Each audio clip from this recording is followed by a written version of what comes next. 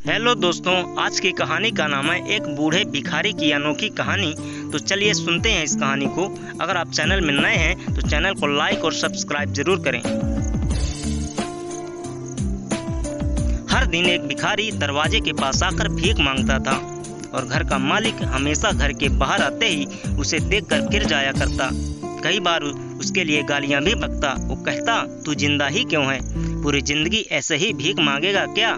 धरती का बोझ क्यों बना बैठा है? और कभी कभी उस भिखारी को गुस्से में वह धक्का भी मार दिया करता।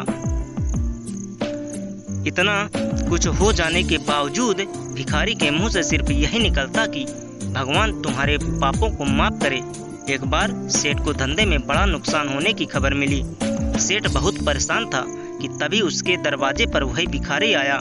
गुस्से में अपना आपा खोते हुए सेठ ने उस भिखारी को पत्थर दे मारा। पत्थर लगने के कारण भिखारी का सर फूट गया और उसके सर से खून बहने लगा। फिर भी दर्द से कराहते हुए भिखारी ने इतना ही कहा, भगवान तुम्हारे पापों को माफ करे, और भिखारी वहां से चला गया। सेठ सोच में पड़ गया कि भिखारी को पत्थर मारा, फिर भी उसने सिर्फ प्रार्थना की। सेठ का गुस्सा शांत हुआ और भिखारी का रहस्य जानने के लिए उसका पीछा करना शुरू कर दिया।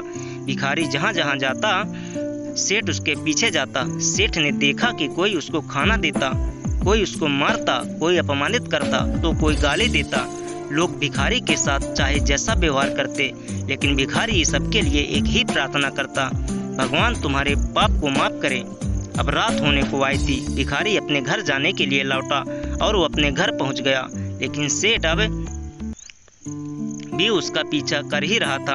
एक पुरानी टूटी हुई खटिया पर एक बूढ़ी औरत लेटी हुई थी। काफी कमजोर और बीमार लग रही थी। वह भिखारी की पत्नी थी। अपने पति को वापस आता देख वह खाट से उठ खड़ी हुई। पत्नी ने अपने पति के भीख वाले कटोरे में देखा, उसमें सिर्फ आधी बासी रोटी थी। उसे देखकर वह बोली, आज बस इतना ही मिला? और हाँ, आपके सिर से खून निकल रहा है, ये चोट कैसी है? बूढ़ा भिखारी बोला, आज बस इतना ही मिला, किसी ने कुछ दिया ही नहीं। सबने गालियां दी और एक ने पत्थर भी फेंक कर मारा, इसलिए मेरा सर फट गया। एक गहरी ठंडी सांस लेकर बूढ़ा भिखारी फिर से बोला, यह मेरे ही पापों का फल है। तुम्हें याद है कुछ सालों पहले हम कितने अमीर थे?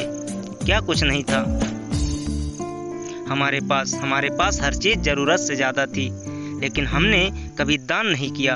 और उससे भी बुरा हमने उस अंधे भिखारी के साथ किया जो हमारे द्वार पर भीख मांगने आया करता था। बूढ़ी पत्नी की आंखों में आंसू आ गए। वह बोली, हाँ, हम उस बेचारे अंधे के साथ बहुत बुरा करते थे, उसका अपमान करते थे, उसे खाने के लिए रोटी की जगह कागज दिया करते, उसका मजाक उड़ाया करते और कभी कभी मारा भी करते। मैंने कभी उसको रास्ता नहीं दिखाया।